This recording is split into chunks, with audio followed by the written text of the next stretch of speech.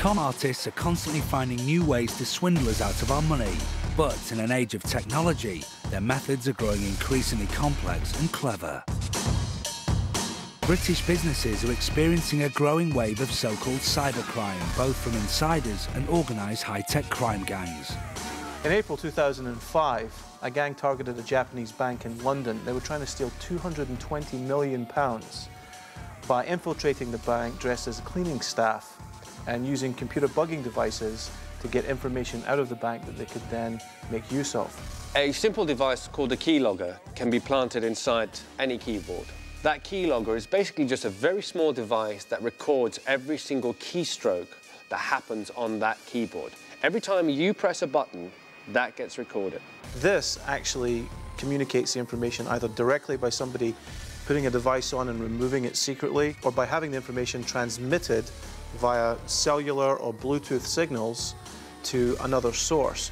If there are any holes in the system, hustlers will find it and they'll use it. Today, the hustlers are going to show how the keylogger scam can be used by criminals in order to warn you of its dangers. The hustlers make their way to an office in the city, which they have pinpointed for their hit. This is a team scam. First, Jess must access the office by dressing as a member of the cleaning staff, whilst Alex and Paul move off to set up base around the corner.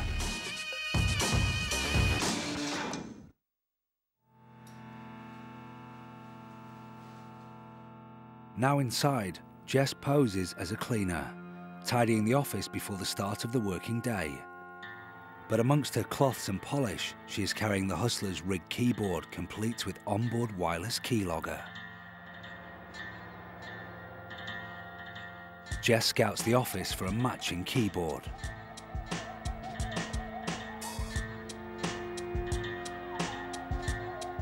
Now a match has been found, she swaps the original for the keyboard fitted with the device.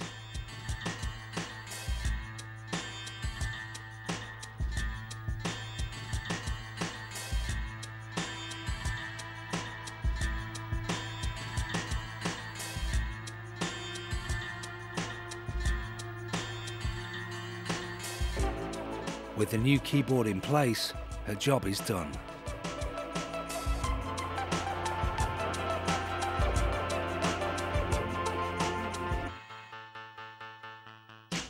Back in the van, the hustlers wait for the mark to log on to her office computer before making their next move.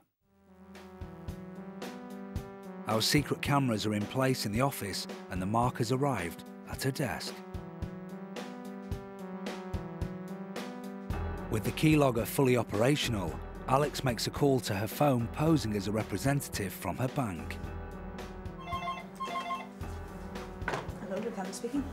Hi there, is that... It is now his aim to get the mark to log on to her internet bank using the keylogged PC so that they are able to steal all her details and gain access for themselves. Paul is picking up the information on his laptop. We're doing a quick security call to most of our customers. Is it all right to take 2 minutes up of your time? Sure, no problem. Without revealing your password, could you please give me the first and the third letters of your password? No, I'd rather not do that. However, the mark is a savvy lady. She is questioning Alex. Does she think this is a scam? Sorry, what do you want to know this for? It's a security call that we're putting to our customers. Unluckily for her, it is a scam, but she can't see how it's working. Alex doesn't need her to tell him the information over the phone. Everything he needs to know, she will be sending, obliviously, through the keyboard. And all we're doing is just a security precaution, letting customers know to go online and check their accounts for any irregular activity. And we're also advising that customers change their passwords on their online accounts. Okay, fine, I'll do that later. However uncertain our mark is, she is taking the measure of checking her internet bank anyway. After all, what harm can it do? Now, completely unwittingly, she really is playing into the hustler's hands. That looks like a password to me. Great. The mark has typed in all her account details, changed her password, and now the hustlers have all this information. The keylogger has certainly done its trick, and our team now have the key to her bank account. Obviously, our hustlers aren't really going to raid her account, but others haven't fared so well.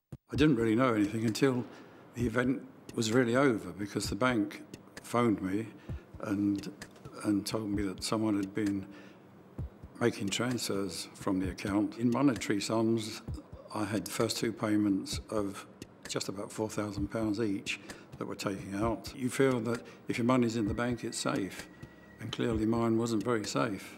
If your front doorbell goes and you go to answer it and the person standing there says, "Hello, I'm from your bank, can you please give me all your security information and your passwords?"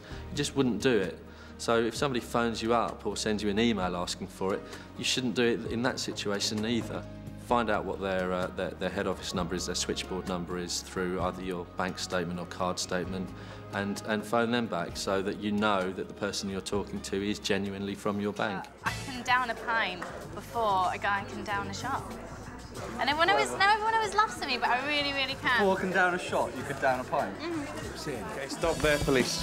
What? Welcome to the police. Tracy, I'm placing you under arrest for deception and fraud. Leave that money on the counter. Please let my colleague in, please. Flashing a fake police badge, he arrests Jess for passing